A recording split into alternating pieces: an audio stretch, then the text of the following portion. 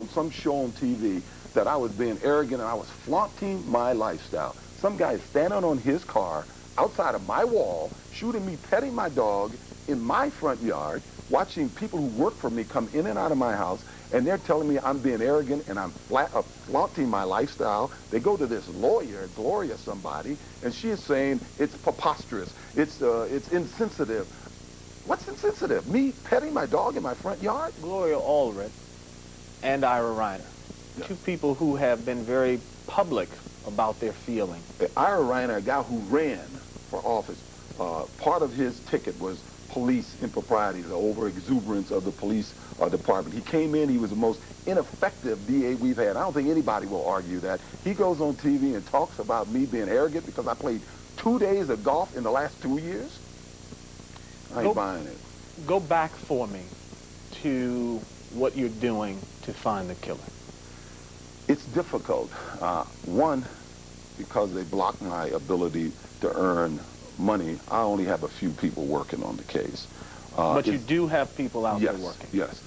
It's also difficult because if they follow a simple lead, a simple follow-up, you get something like you got the last few days. I've heard that O.J.'s lawyers are trying to put out that this serial killer, I can't think of his name, Lynn Rogers, may have killed Nicole. My lawyers have said nothing. I was sitting in my living room. I walk in, I got every lawyer that's working with me on this case sitting in my living room 2 days ago, and they're in there almost laughing at this. And I stop and I see what they're looking at, and they got respectable lawyers, good lawyers. One guy who worked for Bob Kardashian in this case saying, oh, it's preposterous what his lawyers are doing. I asked all of you people who've given that report, name one of my lawyers who's done that. But that's what they do, you know. They make up something that's preposterous. I was told this morning by my sister, they had Ron Shipp on TV saying that we're going after Ron Shipp. Hey, if we are, nobody's told me this. I know none of my lawyers who have been working on this case thus far has made any efforts or made any statements about that, even though we knew I feel that this man perjured himself on the stand. Ron Shipp. And I want to see what he's going to say about the girl that was in the jacuzzi with him. If this was really a friend of his wife's and his, we'll see. I'd like them to go out and find out. You investigative shows, go out and find out if that's the real person that was in there with him. And I would suspect that you would say everything that Ron Shipp said on the stand was incorrect. I can't talk about the evidence, but I certainly didn't talk to him about any dream, no. There was no conversation about a dream whatsoever. with Ron Shipp? No. Klaus von Bülow has been compared to your situation in the sense that here's a man who was acquitted of trying to kill his wife. A number of people thought him guilty. When acquitted, he went away. He laid very low. People say, why don't you do that? Why don't you sell the Brentwood estate? Go away for a little while. Go where? Whether they want me to go to Africa, is that what some of those people would want? Go where? I live in L.A. I see people, I haven't seen them. I hear there are people in Brentwood that don't want me in Brentwood. Maybe they are. But I would say this. I think I probably lived in Brentwood longer than 90% of them. They're squatters. If they don't want me in Brentwood, they should leave. This is my home. This is where 4 of my kids was raised. This is where my 2 younger kids were born. This is where I lost a baby.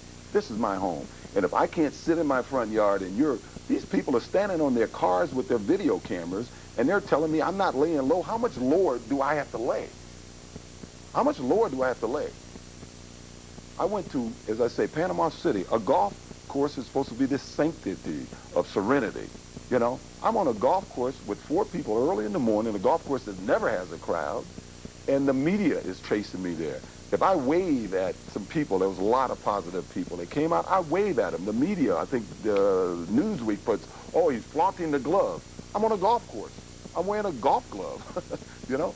How much lower should I lay? I'm at home 99% of the time. I went and visited my girlfriend once and played golf 2 days in the last, 4 months now. How much lower should I lay? Let's talk about race. Yes. You suggested, where should I go? Back to Africa? That's what but I only, absolutely, but I only use that as a segue to say to you, and it's something that I think you want to address, and I want you to address it.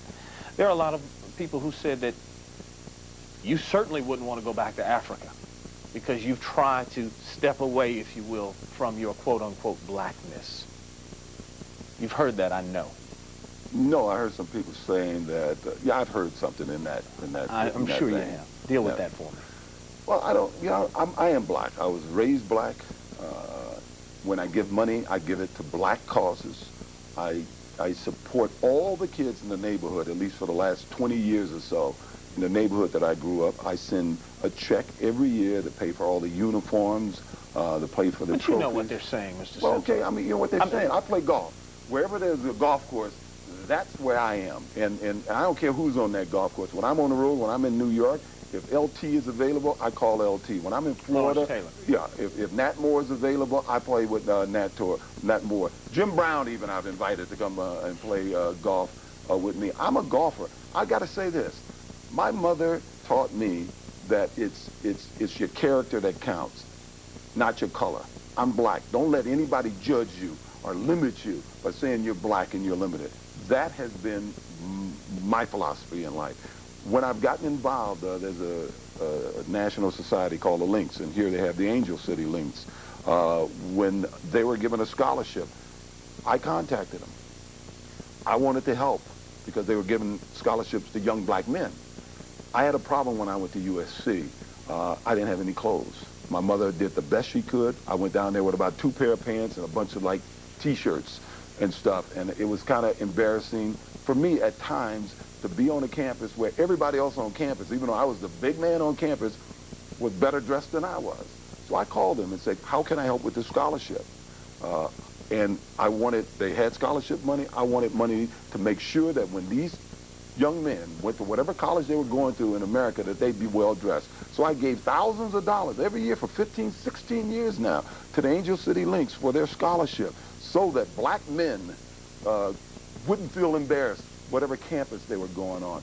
Since I've been out, for instance, one night, Rosie Greer, a person in law enforcement here in L.A., I don't want to name him, I don't want to get him in trouble, and I left my house one night, and some of the rag shows or tabloid shows followed us with a camera, running people off the road trying to keep up with us. Because I didn't want to bring them where I was going, which was out in what I call the community, out on 90th Street in Crenshaw, in the community. The black community. I wasn't trying to get any accolades. I was going out there to talk to some young kids. I talked to them about what I thought was important for them to look forward to in the future. They were young football players, pee-wee leagues, midget leagues. Rosie talked to them about religion, and my friend who was with the Sheriff's Department talked to them about law enforcement and the law.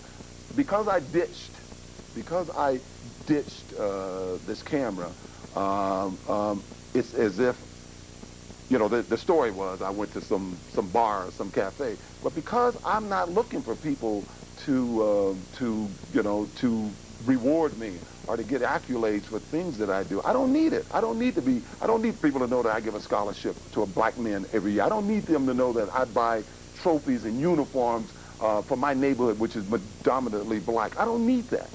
But it seems that in this country, unless you're raving about what you're doing, you're not doing anything. Deal with, because one of the things you told me when we talked about this is you wanted to tell your side of the story. I want you to tell me and tell America, particularly black